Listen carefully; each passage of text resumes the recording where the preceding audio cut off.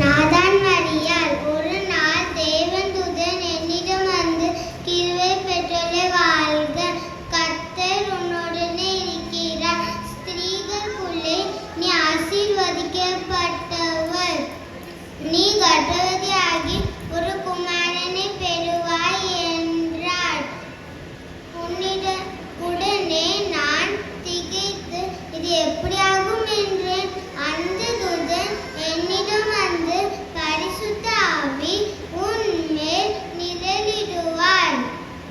உன்னிடத்தில் பிறப்பவர் பரிசுத்த உள்ளவர். அவருக்கு இம்மானுவேல் என்று பெயரிடுவாயாக என்றார். உடனே நான் என் ஆண்டவருக்கு அடிமை என்றேன். இப்படி இயேசு கிறிஸ்து என் மூலமாக உலகிற்கு வந்தார். நன்றி.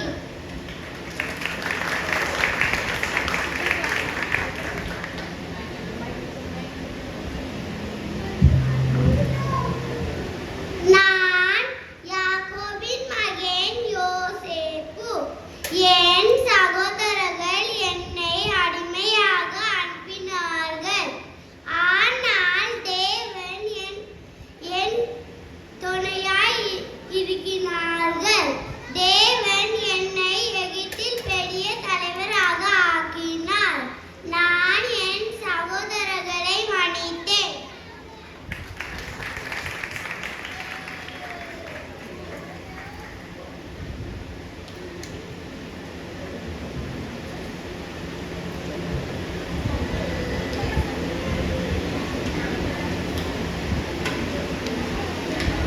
நான் யார் என்று தெரிகிறதா? வேதாகமத்திலே யோவான் 6ஆம் அதிகாரம் 9ஆம் வசனத்துல சொல்லிட்டு, அந்த சின்ன பையனாக ஏசப்பா கல்யாணியுள்ள ததத்தர உடமைத்துல மலையாடி தன்னை ஸ்ரீசந்தர கொட்டாண்டி இருந்தாங்க. அப்போது நிறைய ஜனங்கள் அந்த வந்து உட்கார்ந்து இருந்தாங்க. அந்த எல்லாரும் சேர்ந்துட்டு, இந்த அம்மா என்கிட்ட ஆசை தந்த 5 வாரோடுமே அப்பத்தையும் என்கிட்ட பீச்ச 2 மீனையும் நான் அந்த நினைச்சிட்டு தூத்துட்டேன். அந்த எல்லாரும் சாப்பிட்டு திருப்தி ஆனாங்க. யாச்சு கேட்டுற ஈசப்பட்டு தூத்துற போல நீண்டரும் ஒன்று கேட்டுற தாளிருந்து நீரும் எல்லாத்தையும் ஈசப்பட்டு தூத்துட்டமா. நன்றி.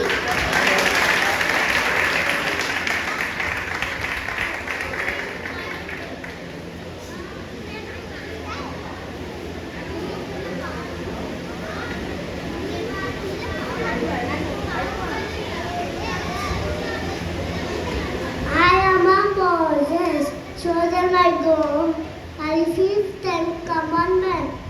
I spitted the Red Sea. I am a prophet of the sheep, the leader. Thank you.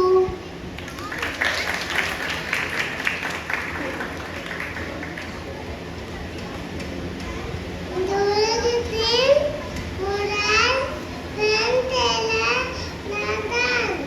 என் பெயர் தொல்கார். வேதாகமத்தில் சிசு என்று அழைக்கப்பட்டு ஒரே பெண்ணு நாதான்.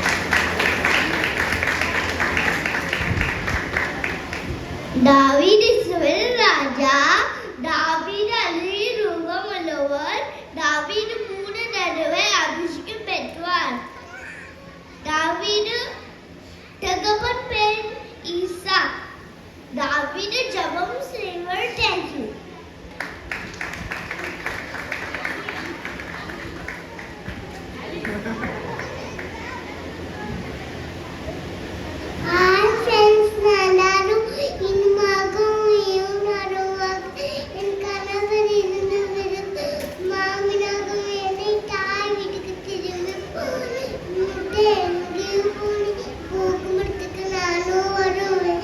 நீ தங்க இடத்துக்கு நானும் தங்குவேன்.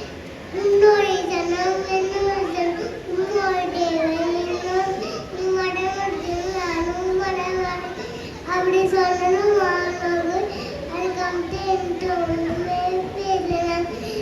சேர்ந்து பெத்தலகேமுக்கு போகணும்.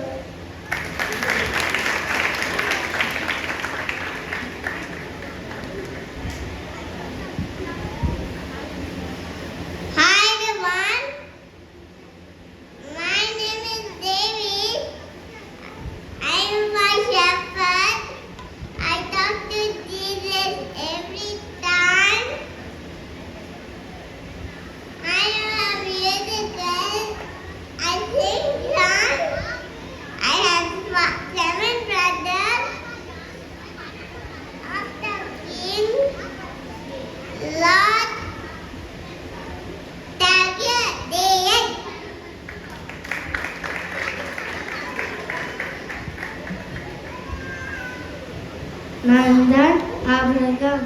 கர்த்தர்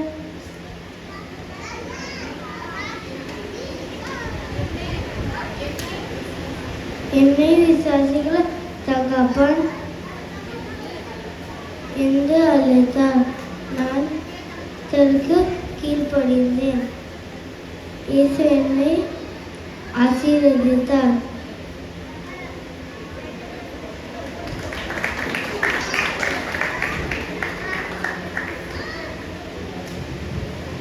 நான் யார் என்று தெரியுமா உங்களுக்கு? இஸ்ரவேலை நியாயம்